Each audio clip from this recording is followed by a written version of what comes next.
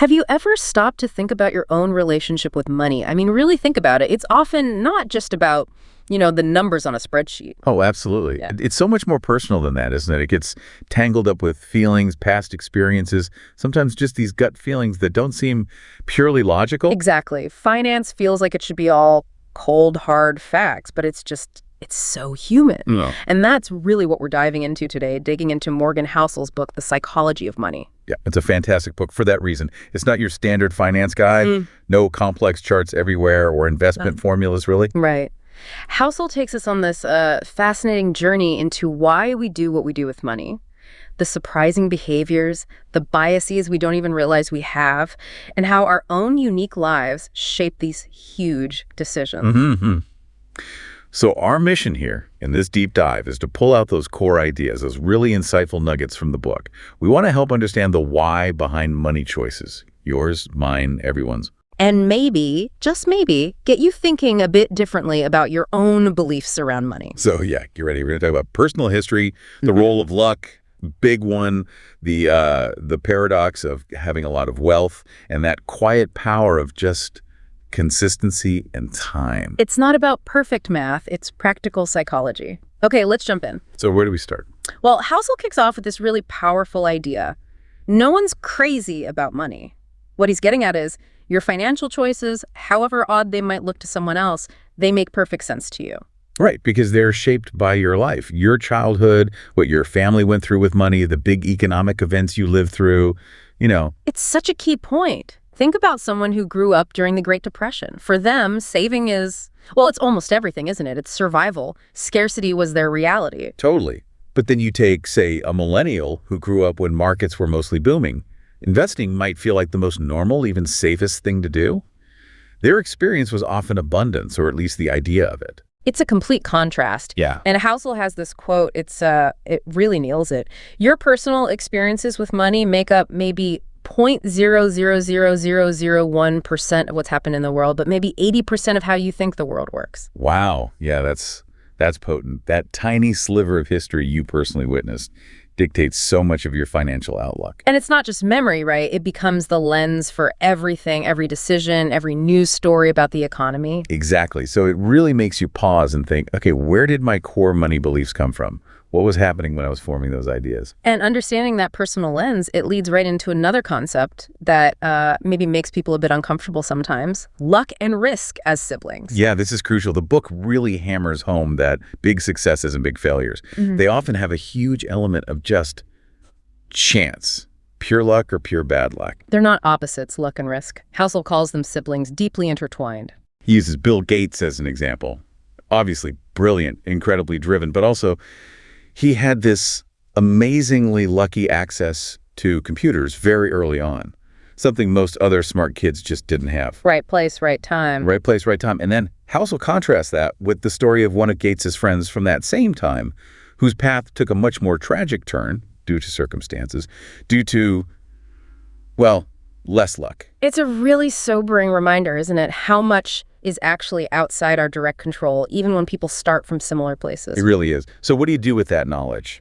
Housel suggests, basically, humility when you succeed, acknowledge the good fortune. And empathy when others fail. Realize it might not just be bad decisions or lack of effort. Sometimes it's just the other side of the risk coin. Yeah, it helps you see things and people a bit more clearly, maybe with a bit more grace. That's a good way to put it.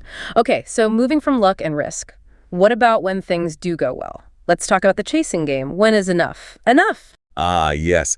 This one hits home for a lot of people, I think. The idea that just getting more and more wealth doesn't automatically equal more happiness or satisfaction. In fact, sometimes it does the opposite, right? It can lead people with immense wealth to take these completely irrational risks because they're still chasing more. The story of Rajat Gupta is the prime example in the book. Yeah. I mean, here's a guy who had achieved incredible success, wealth beyond most people's wildest dream. Millions upon millions. Yeah. And yet he risked everything, his reputation, his freedom, everything chasing that next level. Apparently. Aiming for billionaire status. It's just, wow, a real cautionary tale about how that goalpost for enough can just keep shifting further and further away. It really highlights Housel's warning. Don't risk something important to you for something that's lower importance. If you have enough, what's truly important then? Is it another zero on your net worth? Or is it things like integrity, peace of mind, your freedom, your family time? Exactly. Those ever-changing goalposts. It's a real psychological trap. Yeah. You hit one goal, and almost without thinking, you've set the next one higher. So the challenge becomes consciously defining what enough actually looks like for you. Not for someone else, but for your own life. What does that finish line look like? A tough question, but a vital one. Okay. Which actually leads us nicely into one of the most powerful, but maybe least intuitively understood, forces in finance. Confounding compounding. Yeah, that sounds like just math, right? But Housel frames it as this incredible force that works over long, long periods. The effect isn't immediate, it's not flashy, but over decades, it's monumental. He often uses Warren Buffett as the classic example. Most of Buffett's immense wealth wasn't generated in his 30s or 40s. It really exploded later in life. Why? Because of years and years and years of steady, consistent returns just building on themselves. That's like that snowball rolling downhill analogy. Starts small, but picks up mass and speed relentlessly over time. So the big insight here, which sounds almost too simple, is start early if you can, stay calm through the ups and downs, and just be consistent. That consistency, that boring persistence over decades, that's where the real magic, if you want to call it that, happens. And sticking with that long-term view, Housel draws another really important distinction. The two faces of wealth. Getting versus staying wealthy. Oh yeah, this is fascinating. The mindset, the skills, even the personality traits you need to build wealth can be really different from what you need to keep it. How so? Well, building wealth often requires optimism. Right. A willingness to take some calculated risks, maybe be a bit bold. Okay. But preserving wealth, that often calls for something different. More like discretion, humility, a deep respect for risk, and the possibility of loss. You need to protect the downside. That makes sense. And Buffett comes up again here, doesn't he? His wisdom isn't just about making money. No, it's about survival. Staying in the game long enough for compounding to work. You can't compound returns if you get wiped out along the way. So staying wealthy is maybe less about offense and more about defense. In a way, yes. It requires a different kind of discipline. Okay, let's shift gears slightly to another kind of counterintuitive idea. The unsung heroes. Tails, you win. Right.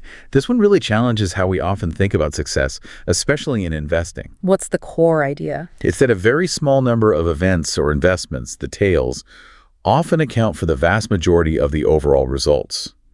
A few huge wins can completely dwarf lots of small losses or mediocre outcomes. So you don't need to be right all the time. Not even close. Yeah. House uses Disney as an example. They apparently lost money on hundreds of cartoons early on. Hundreds. Wow, I didn't know that. Yeah. But then came Snow White. One massive runaway success that basically changed everything for the studio. It outweighed all those previous failures. That's the power of the tail event? Exactly. So the takeaway isn't about trying to avoid every single mistake. It's more about ensuring that when you are right, you're right in a way that really matters. It makes a big impact. That definitely changes the pressure, doesn't it? It's less about perfection and more about surviving to catch those big waves. Precisely. It encourages diversification and patience. Okay, this next one is probably my favorite insight from the book because it just reframes everything. The ultimate dividend, freedom and unseen wealth. Oh, I love this part too.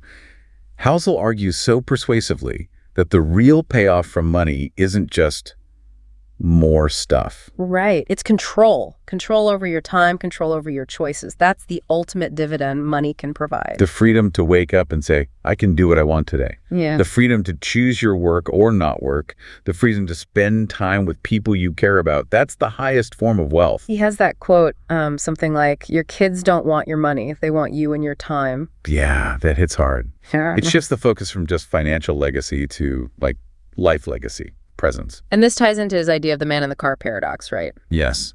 Explain that one. Well, the idea is when you see someone driving a really fancy, expensive car, you don't usually think, wow, that driver must be an amazing person. Haha. No. Usually think, Oh, wow, if I had that car, people would think I'm amazing. You admire the car, you maybe envy the car, but you're not really admiring the person driving it. right. The flashy display attracts envy for the thing, not necessarily respect for the owner. Respect tends to come from character, kindness, things like that. So if outward displays don't really earn the respect we crave, what about wealth itself? Housel says real wealth is often invisible. Totally. The savings account, the brokerage account, the investments quietly compounding, that's the real wealth. It's not the flashy watch or the giant house, necessarily. It's income not spent. Real wealth is income not spent. Yeah. That's the quote. It really makes you question what game you're playing. Are you chasing visible status symbols, or are you building that invisible foundation of freedom? Which brings us right back to basics, doesn't it? The cornerstone of building that invisible wealth, just plain save money. It sounds almost too simple, maybe even boring. But Housel argues it's probably the most crucial piece. More crucial, often, than your income level, or even your specific investment returns. Why is that? Because your savings rate is the lever you have the most direct control over. Markets go up and down, your income might fluctuate, but how much you choose to not spend, that's largely up to you. And living below your means, saving that difference, that's what builds the capital in the first place. Exactly. And that capital creates a buffer. It gives you options. It buys you freedom from worry, freedom to make changes in your life. It's incredibly powerful. Okay, so saving is key. But when it comes to managing that money, Housel makes this really interesting distinction. Reasonable, rational. Yes, this is about acknowledging we're human, not spreadsheets. A financial plan might look perfectly rational on paper, mathematically optimal. But if you can't actually stick to it when things get scary, like when the market drops, then it's useless. Or worse than useless, if it causes you to panic and sell at the bottom. So a reasonable plan, one that accounts for your emotions, your temperament, when you can actually live with long-term, is far better. He has that great reframing of market volatility or emotional urges, doesn't he? Not as a fine for being wrong. But as a fee you pay for playing the game. It's the cost of admission for long-term returns, dealing with the emotional ups and downs. You should expect it. Plan for it. And speaking of things we can't perfectly control or predict, the idea of surprise. Right. History is a guide, sure, but it's not a perfect map of the future. The biggest events, the things that really change the world and the economy, they're often complete surprises, black swan events. So if the future is fundamentally unpredictable in key ways, how do you even plan? Housel's advice is basically, build in a margin of safety, don't plan things down to the wire, leave room for error, room for the unexpected, expect surprises even if you don't know what they'll be. That makes sense. Build buffers. And then there's another layer of uncertainty. You'll change. Oh, this is a big one too. The person you are today isn't the person you'll be in 10, 20, 30 years. Your goals, your desires, what you value it will change. Your future self is kind of a stranger. So planning decades out is tough because you're planning for someone you don't fully know yet. Exactly. Which is why flexibility in your long-term plans is so important. Don't lock yourself into something so rigid that future you feels trapped or finds the plan totally irrelevant. Adaptability is key. All these points seem to circle back to a final, really crucial idea. The personal path. You and me, and the seduction of pessimism. Yeah, it emphasizes again that there's no single right answer in finance. Everyone's situation is unique. So be really wary of taking advice from someone playing a totally different game than you are, right? Someone with different goals, a different timeline, different risk tolerance. Absolutely. Their playbook might be completely wrong for your game. You've got to focus relentlessly on your own circumstances, your own definition of success. And then there's that seduction of pessimism. Why does bad news always seem to grab more attention? Well, pessimism often sounds smarter, more sophisticated, doesn't it? It signals that you're aware of risks. Good news, progress.